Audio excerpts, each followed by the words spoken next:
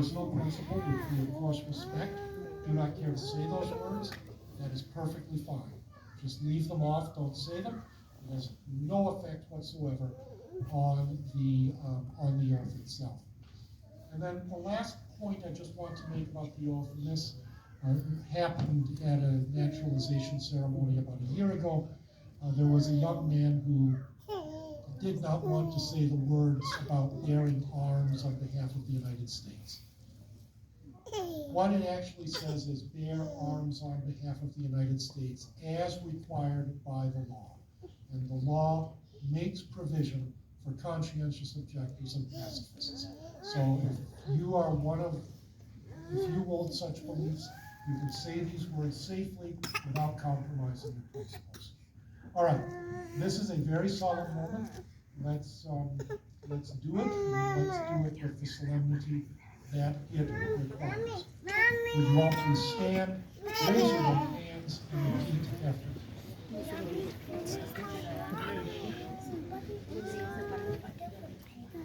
I hereby declare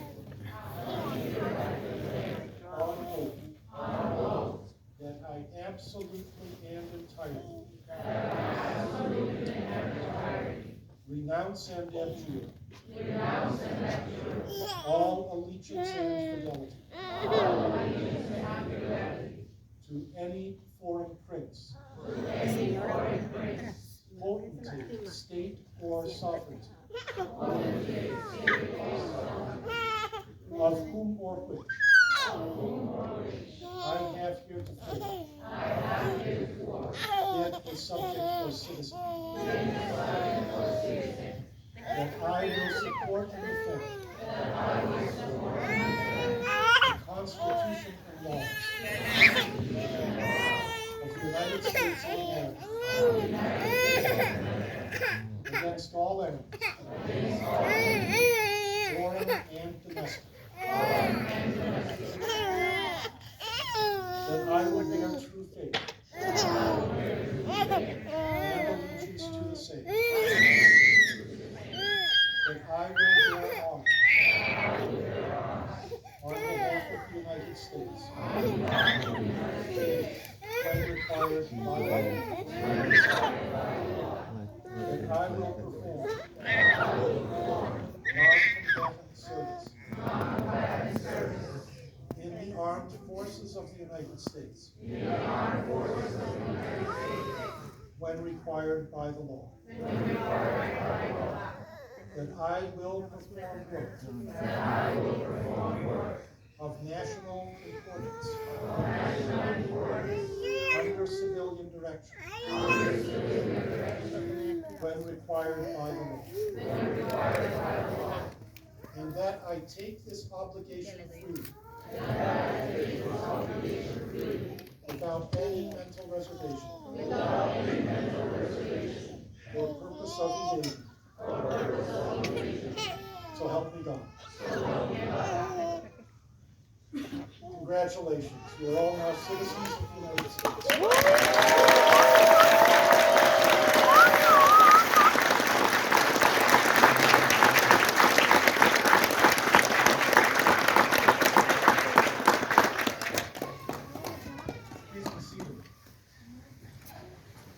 Just a few words for you, words of welcome, words of congratulation, and words of exhortation. So, one of the great things about being the judge at a naturalization ceremony is that you're the first person to greet your new citizens as my fellow Americans. So, my fellow Americans, welcome. This country welcomes you. This country is glad to have you. It is a great thing that you have done today. And let me talk, though, just for a moment about the road ahead. You're now legally a citizen of the United States. But you might be wondering, yes, in the eyes of the law, I am an American, but will I really become an American, not just legally, but really? And I'm familiar with these feelings. I'm a naturalized citizen myself, and these are the things that went through my head a long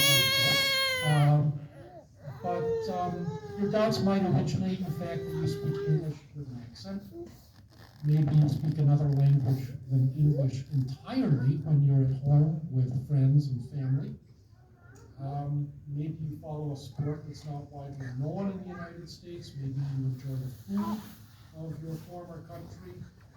More profoundly, maybe you stay in touch with very close contacts and family members in a place you still think of as home. And so you ask this question, will I really fit in? Am I really an American? For reasons I'm going to explain a little more fully, I think the phrase real American is an empty phrase, and I wish we'd stop using it. Yes, you are all real Americans, because real Americans have accents, they eat pierogies, they celebrate the triumph of light over dark in Diwali, they do all sorts of things that make them unique, individual people. You have given up in the oath you just took your political allegiance to another country. You have not given up your identity. You have not given up being who you really are. To answer the question of who's a real American and to see what a vacuous phrase it really is, we need to start off by asking, what's the real America? And you'll get different answers from different people. But here's the one that I think is the truth. And I start off by saying what America is not. America is not a white country. It is not a Christian country. It is not a country only for people with certain political beliefs. It is not a country for people who can trace their ancestry in the United States back generations and generations. But by the same token, the real America is also not a Jewish, Hindu, Islamic, or Buddhist country. It's not an Asian or South Asian or Black or Hispanic country, because the real America exists outside and beyond all of these divisions, because America is a society, a community that is based upon certain values. And anyone who adheres to those values is a real American. What are those values?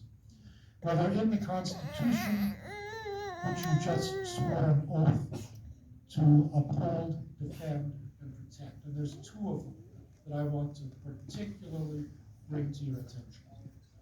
The first is democracy itself.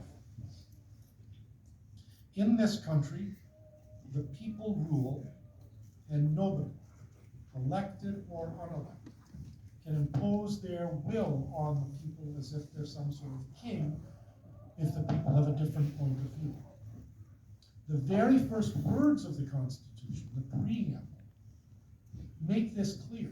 Here's what it says, quote, "We the people of the United States, in order to form a more perfect union, establish justice, ensure domestic tranquility, provide for the common defense, promote the general welfare, and secure the blessings of liberty to ourselves and our posterity, do ordain and establish this Constitution for the United States of America," unquote. So we, the people, created the Constitution. The Constitution is a thoroughly democratic document. The words "the people" are sprinkled all through the text. Check for yourself. It takes half an hour to read the Constitution start to finish, and you will be surprised how many times you see "the people." But the United States is not a pure democracy. It is a constitutional democracy, and what that means is that the majority may not do whatever they please, because the individual rights that are enshrined in the Constitution protect minorities and even individuals against the majority doing things that violate the rights of even one individual person. Person's right to free speech, freedom of religion, trial by jury if accused of a crime, all the other liberties that are in the Constitution. If the majority wants to outlaw a particular religion, They can't do it because the Constitution guarantees the right of freedom of religion. If the majority want to close down a news source, they can't do it because the Constitution recognizes freedom of the press. If the majority wants to put people in prison without a trial, they can't do it because the Constitution recognizes the right to due process of law. So let's circle back to the question we asked at the outset. Are you a real American? Yes, you are. If you believe in the democracy the Constitution created and in the individual rights the Constitution grants, then you are as much an American as anybody else.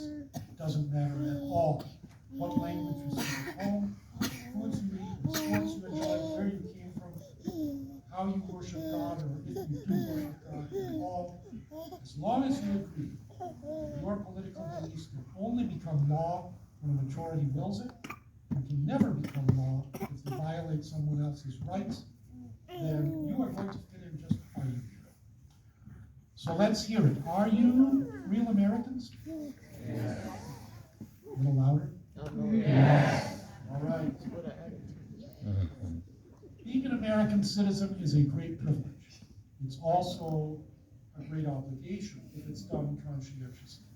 So here are the words of exhortation I promised/threatened you with. Register to vote, and then actually go and vote in every election, every single time. Educate yourself on the issues and the candidates, and then go and cast an informed vote. Go and vote even when it's the end of a long day and you're tired. Go to public meetings. Protest injustice when you see it, even if it seems that nobody else is listening. Notice that some of your rights as a U.S. citizen are rights that enable us all to practice democracy. The things that you need to be a citizen of a democratic country are in the Constitution. Freedom of speech, freedom of assembly, freedom to keep private the things that are private, freedom to participate in elections.